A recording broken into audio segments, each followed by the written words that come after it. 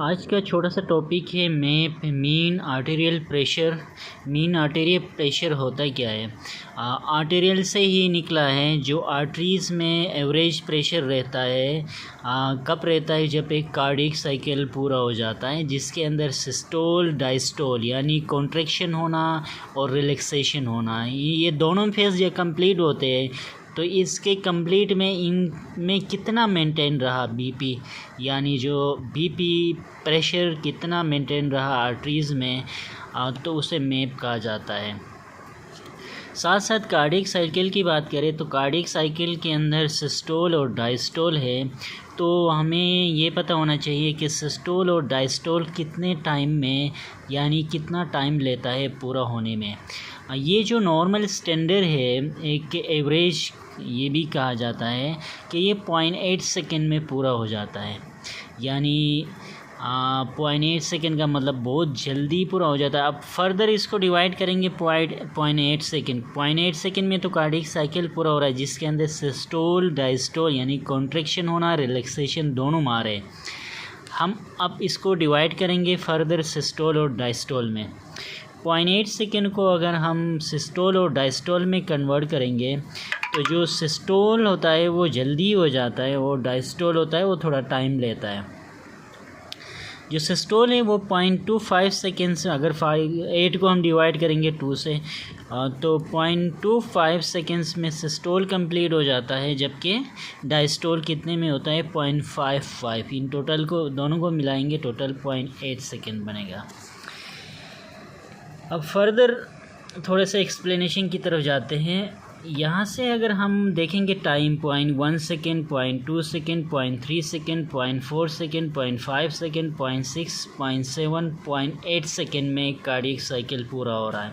अब यहाँ से देखेंगे कि बीपी कितना ऊपर जा रहा है, यानी 40 millimetre of mercury, 80 millimetre of mercury, 120 millimetre of mercury. अगर हम देखेंगे कि 120/80 एक नॉर्मल अगर प्रेशर है तो इसको लेके हम मैप कैसे निकालेंगे? तो ये 0.25 सेकेंड्स में एक सिस्टोल पूरा हो जाता है यानी कॉन्ट्रैक्शन पूरी हो जाती है।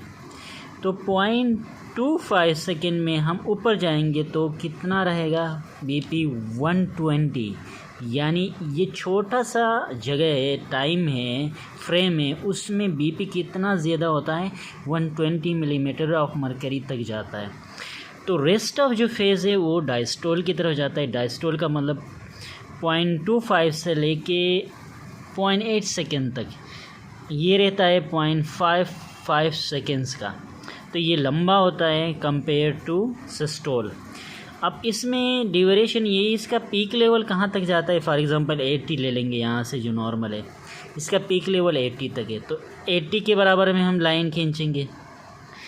अब डिफरेंस क्या है? देखो डिफरेंस ये है कि 120 और 80 के बीच में क्या डिफरेंस है ये मानी रखता है।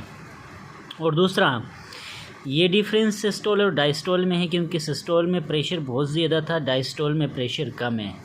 दूसरा डिफरेंस ये है कि टाइम यहाँ से यहाँ तक और यहाँ से यहाँ तक, तो 0.25 सेकेंड्स बहुत जल्दी हो जाता है और ये डबल लेता है उसका, यानी ये एक टाइम है, ये 2 टाइम है।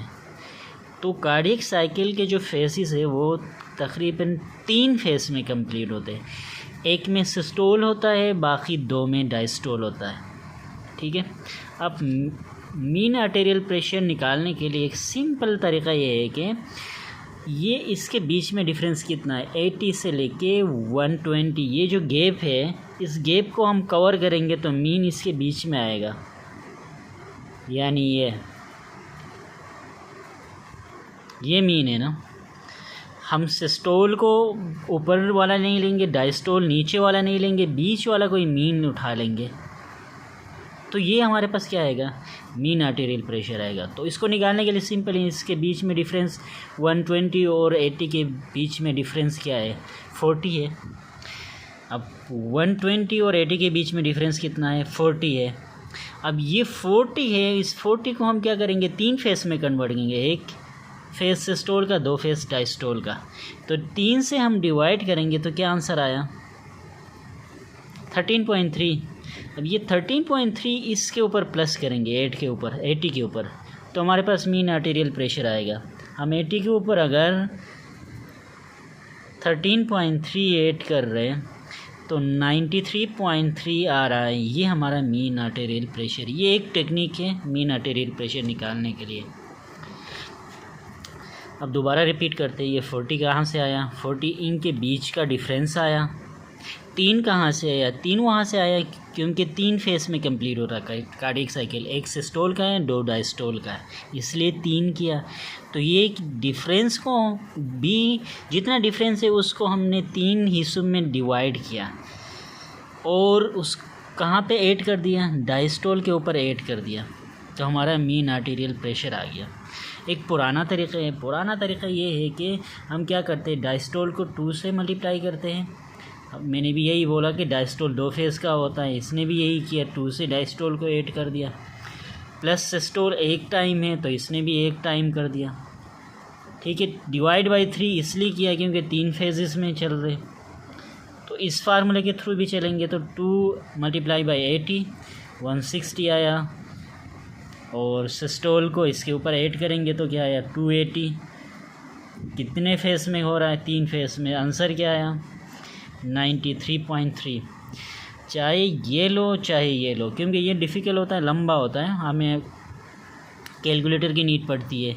इससे बेहतर ये है कि अगर कोई बीपी आ जाए, फॉर एग्ज़ाम्पल एक्सेप्ट यहाँ से लेते हैं 130/90 का कोई बीपी है, तो इसके बीच में भी 40 आया, चलो 40 हटा देते हैं, कि और प्रेशर लेते हैं 150/90 ले लेते हैं। 150/90 का प्रेशर है तो इसके बीच में जो डिफरेंस है वो कितने का आया, 60 का डिफरेंस आया। 60 का डिफरेंस कैसे आया, 90 और 150 के बीच में जो डिफरेंस है वो 60 है। हम 60 को 3 हिस्सों में कन्वर्ट कर देंगे ताकि हमारा जो 3 फेस कार्डियक साइकिल है उसमें ईच में कितना आएगा, तो ये आएगा 20। अब 20 को हम क्या कर देंगे, 90 के ऊपर प्लस करेंगे तो 110 इसका मीन आर्टेरियल प्रेशर आया। सिंपल, इसमें कोई कैलकुलेशन की ज़रूरत ही नहीं होती है, सिंपली आप कर सकते हो। अब नीचे जो डायस्टोल और सिस्टोल का फार्मूला है इसमें थोड़ा डिफ़िकल्ट हो जाता है।